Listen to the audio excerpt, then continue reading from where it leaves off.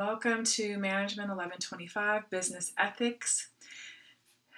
Let's dive into Chapter 2, which we will be discussing stakeholder relationships, social responsibility, and corporate governance. When we think about business, some people don't consider the fact that relationships are the most important aspect of business. Relationships the most important aspect of all interactions in life. It requires not just one person, but other people, and there has to be a bond. And so that bond is built upon trust. And we're going to dig deeper in this because what is important as employees and managers and business owners is to see the interweaving of organizations and the importance of making sure that you build strong, healthy relationships internally and external of your organization. And so you have to look at your stakeholder framework. Remember, your stakeholders are all of the individuals and entities that are impacted both positively and negatively by the decisions your organization makes. So internally, that's your employees. Those are your investors. Externally, those are customers and vendors and the community at large. And so your framework helps you to identify those stakeholders and also monitor and respond to their needs, values, and expectations. When you look at corporate governance, it's the formal system that is created to hold you both accountable and also make sure that you are both ethical and socially responsible. I mentioned some of the stakeholders that you have, the customers and employees, investors, suppliers, which I mentioned were vendors, and I mentioned the communities. Your other external stakeholder are government agencies, both local, city, county, state, and federal. And all of these stakeholders can influence your organization, and they can also be influenced by your organization. So how do you identify? Well, as I said, your primary stakeholders are those that you have a continued association with, you're building a strong relationship with, and they are vital to your survival as an organization. Those are your employees. Without your employees, you have an organization. Your customers, if they're not buying the service or the product that you're providing, you don't have a business. Your investors, if they're not providing the financing that you need in order to stay afloat, you may not have a business. Governments, if they decide to create or enforce various regulations or policies that can negatively impact your business, you can find yourself out of business. And communities, if they don't want you there, they have the power to force you out. Now, your secondary stakeholders, they're not essential to your survival. Media, trade associations, special interest groups. They can, of course, bring positive and negative attention to you, but you don't need them to survive, and they cannot necessarily derail your company. Unless, of course, they align with your primary stakeholders and influence them enough to make an impact on you. So let's look at how your stakeholders interact. You see your larger external influences, which are the secondary stakeholders. Those are the widest external reach. And those include your competitors as well. Competitors actually can have an impact on your organization. But you see how competitors can also have a direct connection to your suppliers. They can influence your suppliers. Suppliers can then decide to do business exclusively with your competitors and not with you. Trade associations have a direct impact with the community. Special interest groups can have a direct impact with your customers. The mass media can have a direct impact with your employees. They can also have a direct impact on customers and community and suppliers as well. But we're talking about just the funnel in. And if you see that all of your primary stakeholders all feed off of each other, and so any way that those secondary stakeholders can directly interact with your primary stakeholders, it can cause a spiral effect, a domino effect that can then deeply impact your company as a whole. So you have to be able to look at your stakeholders' demands and how you go about addressing them and the degree in which you address them. So there's three basic activities. You generate data, which is information about each of your stakeholders. You distribute information throughout your organization so that all employees understand who these stakeholders are and their influence and their demands, and then you respond as a whole to this newfound information. So there was a 100 best corporate citizens list that was done in 2010. Of course, they're updated, and you can look and see who's the most recent, but this was done in 2010, and the top 10 corporate citizens were HP, Intel, GM, IBM, Kimberly-Clark, Abbott, Bristol-Myers Squibb, Coca-Cola, Gap, and Hess.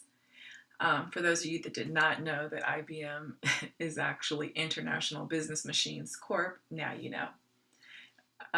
Let's see. Now we talk about corporate social responsibility or social responsibility. And that's your obligation to maximize your positive impact on all of your stakeholders and to minimize the potential negative impact. And so we have 4 levels of CSR. Economic, which is your money, legal, ethical, and philanthropic, which is what you're giving away and what you do to help benefit society as a whole.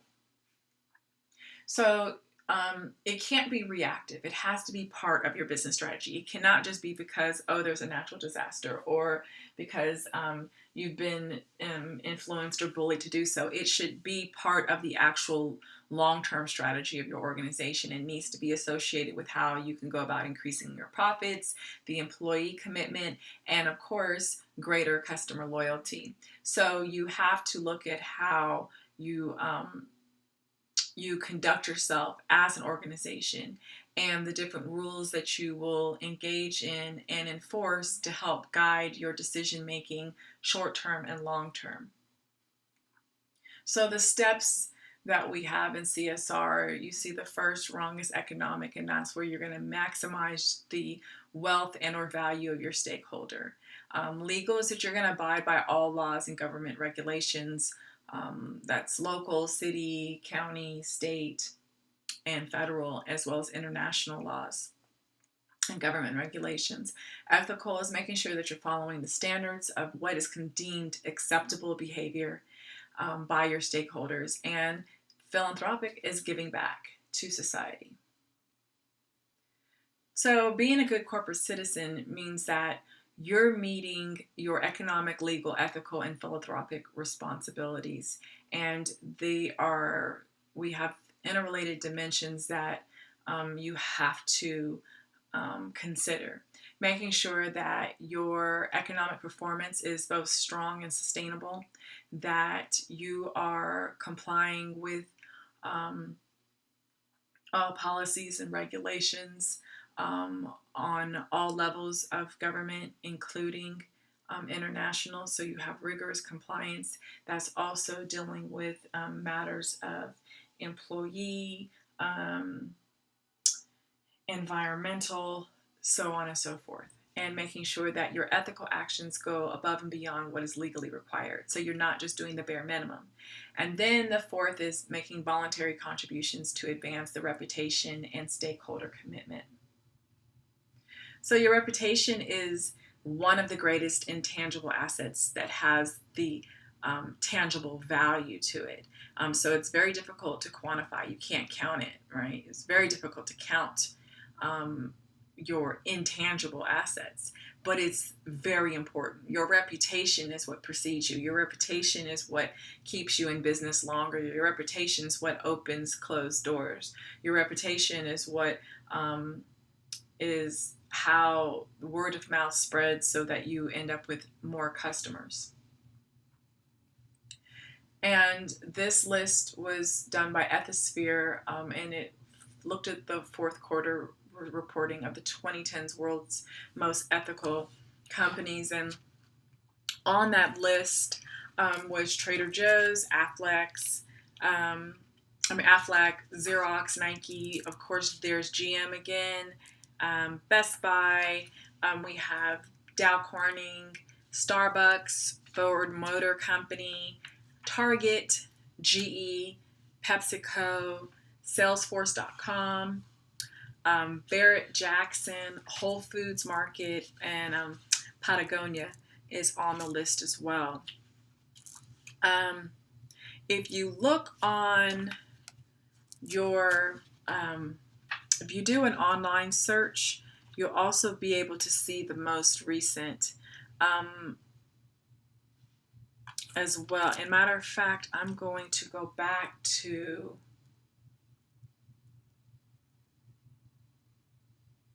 really quick.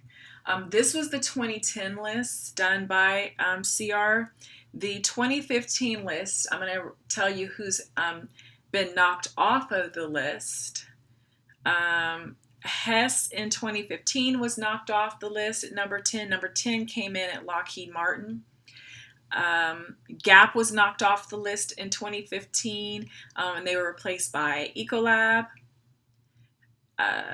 Coca-Cola was knocked off the list, and number 8 replaced was with Campbell's Soup. Intel dropped from number 2 in 2010 down to number 7 in 2015. Bristol Myers Squibb went from number 7 in 2010 and went up to number 6 in 2015. And Kimberly-Clark dropped off the list in 2015. Dropped off the list in 2015. And the number 5 slot went to Sigma Aldrich Corp. And let's see. IBM dropped off the list in 2015. And they were replaced by number 4, Xerox. And let's see. GM was knocked off the list. In 2015, number 3 was Johnson & Johnson. And number 2 in 2015 was Hasbro. And number 1, so Hewlett-Packard was also knocked off the list in 2015 and was replaced by Microsoft Corporation. So look on the list if you go to the CRO.com, right down here, the CRO.com, and you can be able to /files, and you should be able to see the 2016 list that should have been compiled by the end of 2016. So I wanted to share that update. I meant to say that earlier. My apologies. Let's see. Go back to where I was. Oh, I went too far. There we go. So in the world's most ethical companies, I went over the list, and this was for 2010. You can look on the same list, and you'll see that for 2015, some of these names are not on the list. And I will say that Whole Foods was no longer on the list for 2015. PepsiCo is no longer on the list for 2015. Patagonia was no longer on the list for 2015. Barrett Jackson was no longer on the list. Ford Motor Company was also no longer on the list for 2015. Let's see. And Dow Corning was also removed. Nike was off the list. And Trader Joe's. So when you look at the top list contenders, so they were replaced by 3M, Dell, Deere & Company, Google, the Hershey Company, International Paper Company, Petco, Kellogg Company, Thomson Reuters, Allstate Insurance Company, Cisco, Colgate Palmolive, Microsoft, Henry Schein, Johnson Controls, Weyerhaeuser Company, Visa Inc., Marriott, Hitachi Data Systems, Levi Strauss & Company, UPS, and Waste Management. So you see it's a whole new list of those for 2015 most ethical. So be sure to go to ethisphere.com and you'll be able to see who was listed for 2016. And by the end of this year, you'll be able to see the 2017 list.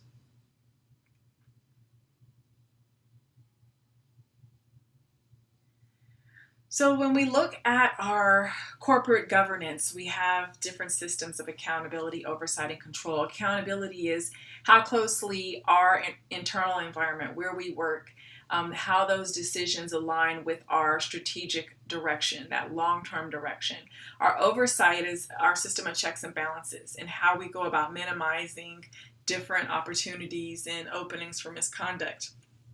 Control is how we track and measure and audit the decisions and actions that we make and improve upon those decisions and actions. So there's an actual record keeping that allows us to see how we're doing versus how we would like to do. There's various topics, and I'm going to zoom in so that you can see this a little closer, and hopefully it won't be too big. There we go. This covers and I'm going to go back in here, corporate governance issues that you can see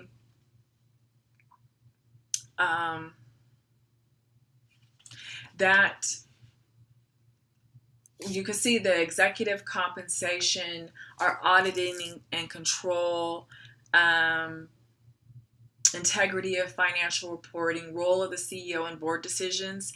Now, when you see Table 2.4 in the 11th edition, let me share some updates on that.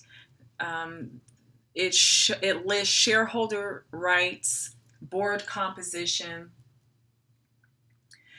financial oversight, risk management, board engagement and communication, a link between executive compensation and performance, CEO and executive succession, board oversight of company talent development, and ethics and compliance programs. So you can see an updated version in the newer slide. So we look at our two different models. The shareholder model is founded in our classic economic precepts. It's about maximizing wealth for your investors and owners, while the stakeholder model is broader and it's looking at the purpose of the business. right? Why it's in business, who is it to serve? And so it's making sure that it satisfies the concerns of stakeholders, all stakeholders, not just investors and owners. So there's two different models. The shareholder model is the old school model. It's how a lot of organizations were founded. It's how some are still guided to this day. Hence the reason why when you do have ethical misconduct, you usually find out that there's some underlying greed factor that's kicked in because you're trying to make sure that profits are still up and it's the stocks stay high and that investors are happy. And so it's very narrow focus, while the stakeholder model is broadly focused. Organizations that have board of directors are the ones who hold final responsibility for the success and the failure, as well as the ethicality of the actions of all employees. That includes your senior top level employees. And they're there to help increase the demands for both accountability and transparency so that you're doing what you're supposed to do and it's very clear what you're doing. There's no smoke and mirrors. There's no behind the scenes. Everything is very crystal clear, and that's what the board is supposed to be in place to do. And so there's been a growing trend to have outside directors come in, and they bring in their expertise and strategic decision making and their competence. And usually your outside directors are not greatly influenced and manipulated and under the control of your inside players.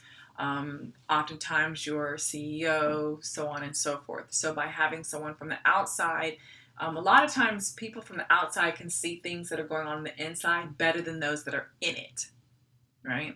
So when someone comes in and they're looking through a different lens, they look through a different window, they see things that you can't see because you're in the day-to-day experience. You're up to your neck in the swamp water. One growing concern that board of directors have been focused on is executive compensation. You have these organizations where these executives are getting multi-million dollar salaries, and then their employees are getting pennies on the dollar. And what happens is that it creates this disconnect. And it also becomes a growing concern of the community at large. Because it seems as though your employee base, the largest base in your organization that makes the organization run, are sometimes at extreme poverty, and then the people who really don't make the organization run, so to speak, right? They're not the ones on the ground. They're not the foot soldiers. Are getting these huge compensation packages, basically for making sure the organization remains profitable. But it can only be profitable when your frontline and your middle level are actually doing their jobs. So this is something that has become a growing concern.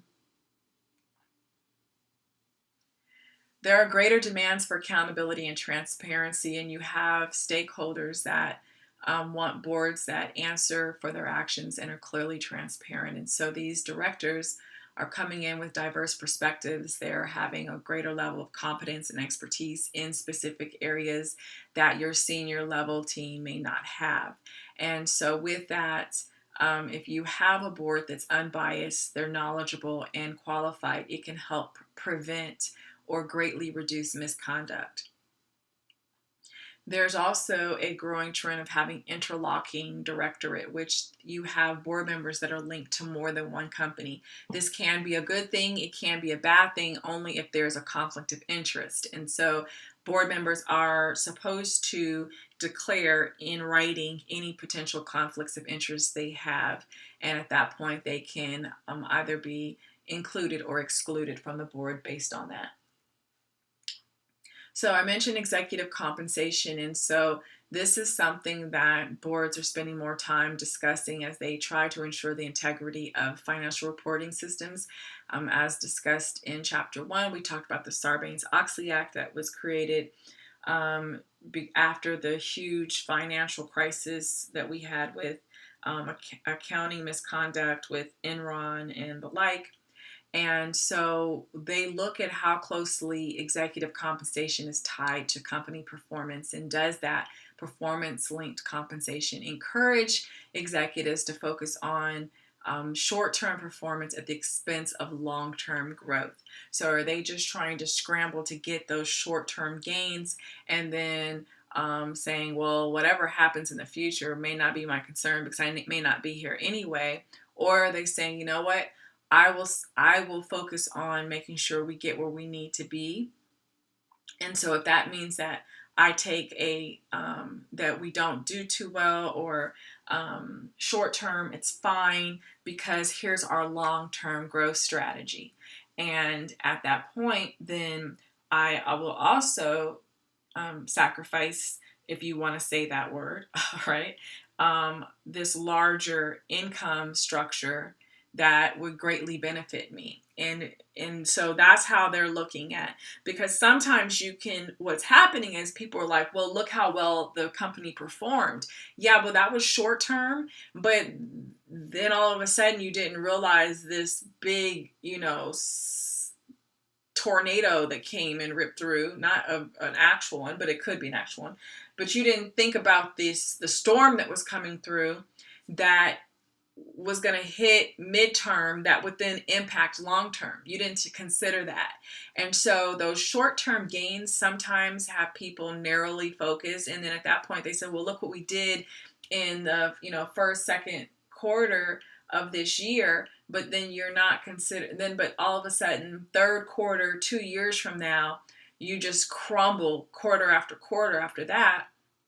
But yet you got this huge bonus before. And then you're not only got a bonus, you got a huge increase in your salary, so on and so forth, and all these different benefits. And so boards are really focusing on how do they go about structuring these deals where their executive teams can benefit from the hard work at the same time that you're not doing anything unethical that can impact it. So there's various changes in corporate governance, and Table 2.5 in your textbook covers this. It's the numbers that are reflected on this screen are based on from 96 to 2010, and it was access to 2011. What is in the 11th edition of your textbook has some differences. And back in 2010, there was a 40% of boards that were split the CEO and chair functions. And in 2014, PricewaterhouseCoopers reported that 51% of directors say their company has split the CEO and chair functions. And so you'll see a difference between the slides that's reflected in the textbook as well as in this current presentation.